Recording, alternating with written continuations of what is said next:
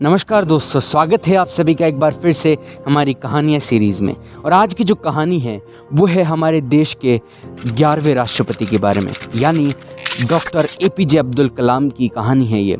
कि जब वो ज़िंदगी के अंदर एक बार हार मान चुके थे, जब ज़िंदगी के अंदर उन्होंने हार मान ली थी और एक बार जब वो खुदकुशी करने की सोच चुके थे, तो ये उस समय की कहानी है।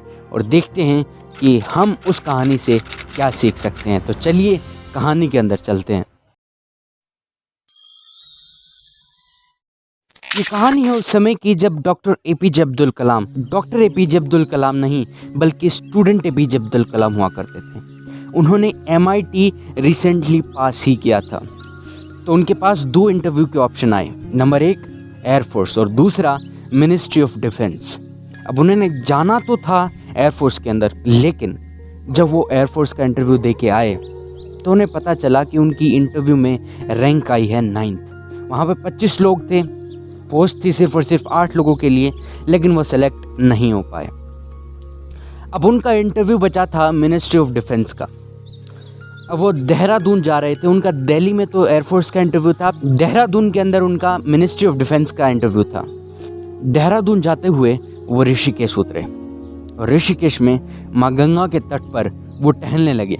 वहाँ पर सोचने लगे कि मेरे जीवन का क्या होगा। मैं एयरफोर्स में सेलेक्ट नहीं हो पाया, मैं जो बनना चाहता तो वो मैं बन ही नहीं पाऊँगा, और मिनिस्ट्री ऑफ डिफेंस में मैं पूरे दिल लगाकर काम नहीं कर पाऊँगा।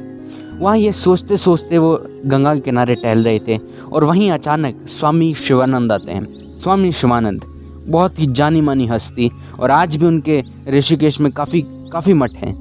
वो वहाँ आते हैं और उन्होंने देखा था कि एक बच्चा गंगा के तट पर टहल रहा है और काफ़ी परेशान सा है। स्वामी शिवानंद ने उसे कहा कि अरे बच्चे क्या कर रहे हो, इधर आओ। अब्दुल कलाम साहब उनके पास गए।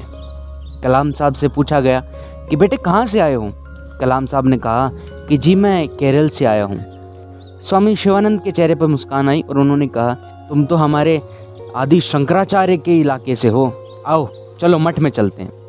वे उन्हें अंदर ले गए और अंदर ले जाने के बाद उन्हें भोजन करवाया और उन्हें खिलाया पिलाया और पूछा कि बेटा बताओ तुम परेशान लग रहे थे, क्या परेशानी है। कलाम साहब ने कहा कि जी मैं एयरफोर्स का इंटरव्यू दे के आया हूँ, वहाँ सेलेक्ट नहीं हो पाया। एयरफोर्स में पायलट बनना चाहता था, जहाज उड़ाना चाहता था, लेकिन मैं उसमें सेलेक्ट नहीं हो पाया। काफ़ी उदास हूँ।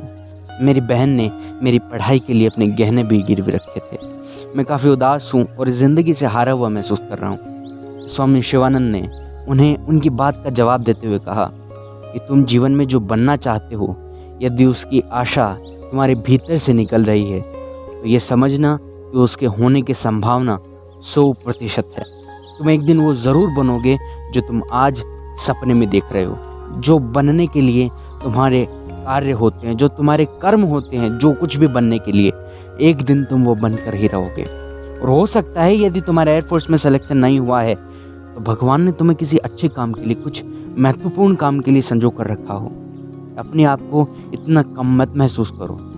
तुम अपने आप को एक विशाल कृति समझो भगवान की, और तुम वो विशाल कृति बनकर दिखाओ समाज को। एक वो दिन था, उस दिन के बाद डॉक्टर एपीजे अब्दुल कलाम ने कभी मुड़कर नहीं देखा। हाँ, परेशानियाँ आई उनके जीवन में, तकलीफ़ें आई, स्ट्रगल्स थे, एक्सपेरिमेंट्स थे, लेकिन जीवन में कभी भी मुड़ के नहीं देखना पड़ा, क्योंकि उस दिन की वार्तालाप उनके जीवन में इतनी बड़ी साबित हुई।